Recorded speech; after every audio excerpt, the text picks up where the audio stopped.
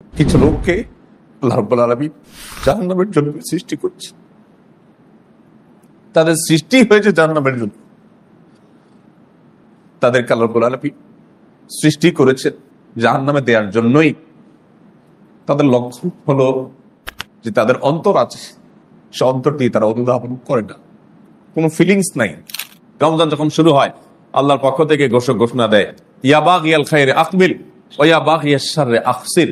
যারা ভালো কাজ করতে চাও আগাও, প্রস্তুতি নাও, ওয়ার্ম আপ শুরু করো, রিহার্সেল শুরু করো, তোমরা হাঁটতে শুরু করো। কারণ ইবাদতের মৌসুম আসছে, আমলের মৌসুম আসছে। আল্লাহ রাব্বুল আলামিন অফুরন্ত ভাবে দেন।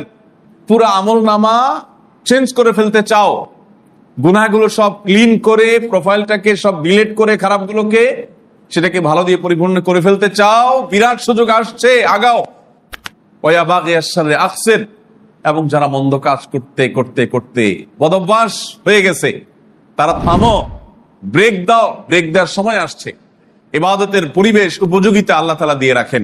ন্যূনতম ঈমান যার আছে, সে একটা ঈমানী আবহ, ঈমানী একটা পরিবেশ তার অন্তরে সে ফিল করে, অনুভব করে। কিন্তু হতভাগা কপাল পড়া হলো যার কোনো ফিলিংস নাই। বাইরে আমার, আমি প্রায় সময় একটা আয়াত আপনাদেরকে বলি। আল্লাহ তাআলা বলেছেন, ওয়ালাকাদ যারানা লিজাহান্নামা কাসীরাম মিনাল জিন্নি ওয়াল ইনস।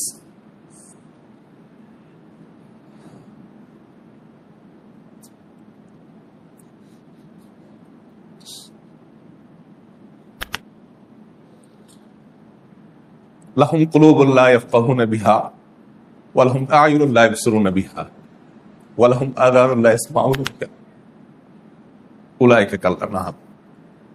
কিছু লোককে আল্লাহ রাব্বুল আলামিন জাহান্নামের জন্য সৃষ্টি করছে। তাদের সৃষ্টি হয়েছে জাহান্নামের জন্য। তাদেরকে আল্লাহ রাব্বুল আলামিন সৃষ্টি করেছে জাহান্নামে দেওয়ার জন্যই। তাদের লক্ষ্য হলো যে তাদের অন্তর আছে, সে অন্তর দিয়ে তারা অনুধাবন করে না, কোনো ফিলিংস নাই। জাহান্নামের বিবরণ শুনে কিন্তু কোনো ভাবলেশ হয় না। জান্নাতের বিবরণ শুনে কিন্তু কোনো আগ্রহ জন্মায় না। রমাদান আসে, আবার রমাদান চলে যায়, অন্য 10টা মাসের মতো খেয়ে পড়ে ঘুমিয়ে উঠে বসে অন্য 10 মাসের মতো সাধারণ সময়ের মতো কাটিয়ে দেয়। বিশেষ কোনো ভাব লেশ হয় না, কোনো পরিবর্তন হয় না, কোনো বিশেষ তার ভিতরে ফিলিংস আসে না, তার ভিতরে কোনো ভাব লেশ আসে না। এটা লক্ষণ খারাপ, এটা জাহান্নামী হওয়ার লক্ষণ, এটা আলামত খারাপ যে অন্তর আছে কিন্তু অন্তর দিয়ে অনুধাবন করার মতো, উপলব্ধি করার মতো শক্তি হারিয়ে গেছে। অন্তর কাজ করে না, নিষ্ক্রিয় হয়ে গেছে। চোখ দিয়ে দেখছে রমজান আসছে কিন্তু কোনো ফিলিংস নাই। চোখ দিয়ে আল্লাহর কালাম পড়ছে, কোনো বিশেষ অনুভূতি নাই, কোনো উপলব্ধি নাই, কোনো ভাবলেশ নাই। কান দিয়ে শুনছে কিন্তু কোনো পরিবর্তন নাই। এটা লক্ষণ খুবই খারাপ ভাই। আমি ইবাদত করতে না পারি, এটা যতটা আমাদের জন্য ভয়ের বার্তা, তার চেয়ে বড় ভয়ের বার্তা হলো যে আমাদের মধ্যে কোনো ভাবলেশ যদি না হয়, যদি পরিবর্তন না হয়, নড়ে চড়ে বসার মতো সিদ্ধান্ত না হয়, অন্তর জগতে যদি আবেগ, উচ্ছ্বাস, উপলব্ধি, এটার জোয়ার, এটার ঢেউ যদি না আসে, লক্ষণ খারাপ ভাই। এটা জাহান্নামী হওয়ার লক্ষণ। জাহান্নামী মানুষদের মার্কা হলো যে তাদের অন্তর আছে, সেটা দিয়ে উপলব্ধি করে না।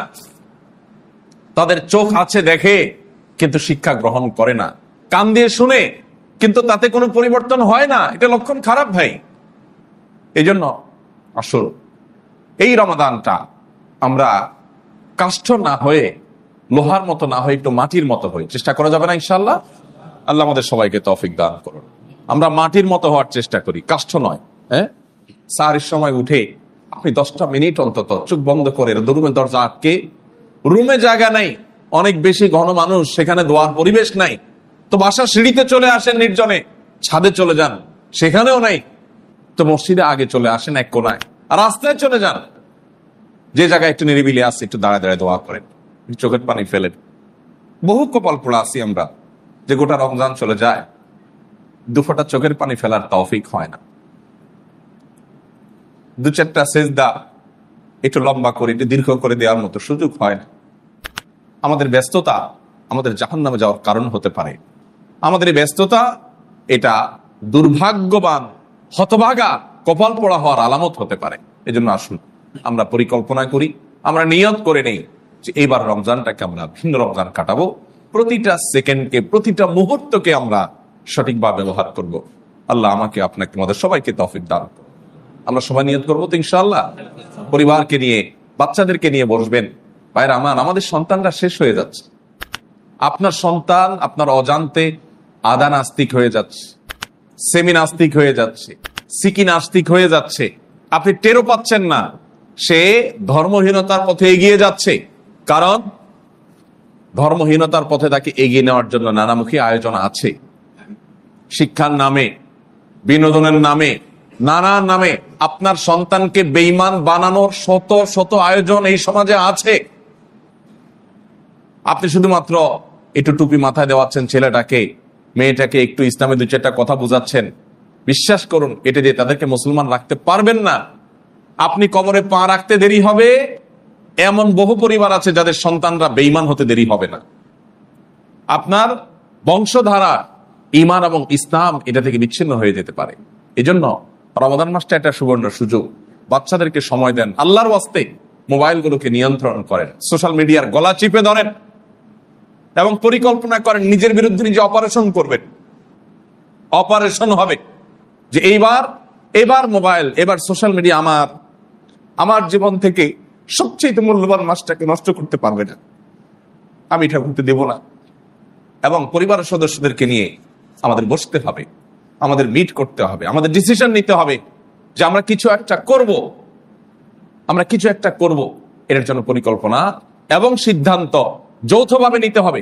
বাচ্চাদেরকে নিয়ে একটা সময় একটা হাদিস, একটা আয়াত পাঠ করেন। আমরা রমাদান প্ল্যানার তৈরি করেছি। আমরা চাই 30 দিনে 30টা আয়াত, 30টা হাদিস, 30টা বিষয় আপনাদের জানা হোক। আগামী বছর রমজান প্ল্যানারে আমরা ইনশাআল্লাহ নতুন সংযোজন করব। তারাবির সার সংক্ষেপ। আপনার পরিবারের সাথে আপনি বসেন, একটু আলাপ করেন এবং তাদেরকে একটা আয়াতের কথা বলেন, একটু দিনই কথা বলেন, একটু আলাপ করেন। আমাদের মা বোনদের জন্য, বাচ্চাদের জন্য আলাদা আলাদা প্ল্যান থাকতে হবে, আলাদা আলাদা পরিকল্পনা থাকতে হবে। আপনার ঈদের মার্কেটিং, আমাদের সন্তানদেরকে ভোগবাদী করা হচ্ছে। সমস্ত মিডিয়াগুলোর প্রয়াস, সকল ইসলাম বিরোধী এবং ইসলাম ছাড়া ধর্মহীন যত সংস্কৃতি আছে সবগুলোর প্রয়াস হলো কিভাবে ভোগবাদের মধ্যে আমরা হাবুডুবু খাবো, খাওয়া দাওয়া ফুর্তি করা, ব্যাস গরু ছাগলের মতো, পশু পাখির মতো শুধু ভোগ আর ভোগ, কোনো ত্যাগ নেই। আরে ভাই, পশুর সাথে মানুষের পার্থক্যের জায়গাটাই এখানে। ওরা ত্যাগ জানে না, ওরা ভোগ জানে, যারটা সে বুঝে। মানুষ সেলফিশ হবে না, মুসলমান ত্যাগই হবে। সে শুধু ভোগ শিখবে না, ওটা শেখাতে হবে বাচ্চাকে যে তোমার ঈদের কেনাকাটার জন্য এবছর বাবা 5,000 টাকা বাজেট আমার। এই 5,000 টাকা দিয়ে একটা পাঞ্জাবি পায়জামার সেট কেনা যেতে পারে, অনেক দামি ব্র্যান্ডের। আবার তুমি চাইলে 2,500 টাকা দিয়ে তুমি একটু কম দামের কিনে ওই 2,500 টাকা দিয়ে তোমারই ক্লাসমেট, তোমারই বন্ধু বান্ধবদের মধ্যে দুজনকে 2টা পাঞ্জাবি পায়জামা কিনে দিতে পারো। তুমি কোনটা করবা দেখো। তাদেরকে অভ্যাস করেন এবং তাদেরকে শেখান যে তোমার বাজেট থেকে তুমি দাও। আল্লাহ তাআলা আমাদেরকে তৌফিক দান করুন। এক কথায় রমাদানের শেষ মুহূর্তের অনেক পরিকল্পনা হওয়া দরকার। সর্বশেষ এসে আমি একটা কথা আরজ করতে চাই। এবারের রমাদানে আমরা জানি আমাদের দেশে বিশেষ করে দ্রব্যমূল্যের ঊর্ধ্বগতির কারণে, বৈশ্বিক এবং দেশীয় এবং মন্দা পরিস্থিতির কারণে, আর্থিক সংকট অনটনের কারণে বহু পরিবার আছে যারা ভালো করে সাহারিতে একবেলা খাবার জোগাড় করতে অসুবিধা হবে। এরকম একটা কঠিন পরিস্থিতির মধ্য দিয়ে এবার রমজানটা আমরা অতিবাহিত করছি। এই জন্য আমি একটা বিশেষ আবদার আপনাদের কাছে রাখতে চাই, অনুরোধ রাখতে চাই। সেটা হলো, আপনার আশেপাশে গরিব দুঃখী বা আপনার চেনা জানা চেইনের মধ্যে কোনো একটা গরিব পরিবারকে, একাধিক গরিব পরিবারকে আপনার অ্যাবিলিটি অনুযায়ী আর কিছু না পারেন, আপনি 300-400 টাকা দিয়ে একটু মাছ কিনে তার বাসায় পাঠিয়ে দেন, যাতে সাহারিটা তারা ঠিক মতো করতে পারে। আমরা অনেকে আছি ইফতারের জন্য অনেক কিছু দেই, সেটা দেওয়া উচিত। কারণ ইফতার যদি কাউকে করানো হয়, ওই ব্যক্তির রোজা সমর্পণ সব আমরা লাভ করব। কিন্তু সাহারিতে গরিব মানুষ হয়, মানুষগুলো যাতে অন্তত একটু পুষ্টি তারা পায়, একটু যেন খেতে পারে, সারাদিনের খাবারের ব্যবস্থা যেন হয়, আমরা চাইলে একটু করতে পারি। আমরা চাইলে 2 লিটার দুধ একটা গরিব ফ্যামিলির কাছে পাঠিয়ে দিতে পারি, একটা মাছ কিনে পাঠিয়ে দিতে পারি, 1 কেজি গরু গোশত কিনে পাঠিয়ে দেন, একটা মুরগি কিনে আপনি পাঠিয়ে দেন। এবং অনেক সময় নগদ অর্থের চাইতে এরকম খাবারগুলো কিনে দেওয়া, এটার মাধ্যমে ওই লোকগুলোকে অনেক বেশি খুশি করা যায়, তাদের অন্তর থেকে অনেক বেশি দোয়া পাওয়া যায়।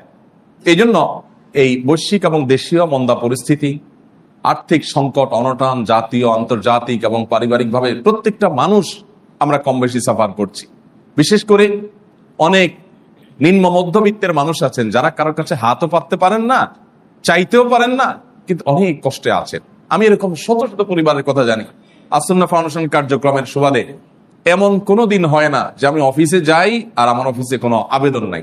একটু আগে অফিস থেকে আসলাম, তাও দেখলাম একটা আবেদন, এটা চিঠি আমার অফিসে। প্রতিদিন চিঠি আসছে সহযোগিতার জন্য এবং মেইল আসছে। আমরা ব্যক্তিগতভাবে এই ধরনের সহযোগিতা করতে পারি না ফাউন্ডেশন থেকে, কিন্তু আমরা প্রত্যেকে, আপনি আমি, যার যার জায়গা থেকে আমাদের আশপাশের মানুষগুলোর দিকে আমরা তাকাতে পারি। এই জন্য আমি এই বছর রমাদানে অন্তত সাহারিটা যেন মানুষ ভালোভাবে করতে পারে, বাচ্চাদেরকে নিয়ে রোজাটা যেন রাখতে পারে। অনেক নিম্ন মধ্যবিত্তের মানুষ আছেন যে তারা ঋণে জর্জরিত হয়ে গেছেন, অনটনে আছেন, কষ্টে আছেন, রমজান কাটানোর মতো সুযোগ নেই। তাদের জন্য আমাদের চেষ্টা থাকা উচিত যে আমরা কিছু একটা করব। অন্তত আর কিছু না পারেন, আপনি ছোট্ট একটা মাছ উপহার দেন, তাকে একটা মাছ কিনে দেন, যে মাছটা তুমি বাচ্চাদেরকে নিয়ে খেও, একটা মুরগি কিনে দেন, কিছু একটা করেন। আল্লাহ আমাদের সবাইকে তৌফিক দান করুন। সবাই চেষ্টা করবো তো ইনশাআল্লাহ। জাযাকুমুল্লাহু খাইরা ওয়া আখিরু দাওয়ানা আলহামদুলিল্লাহ।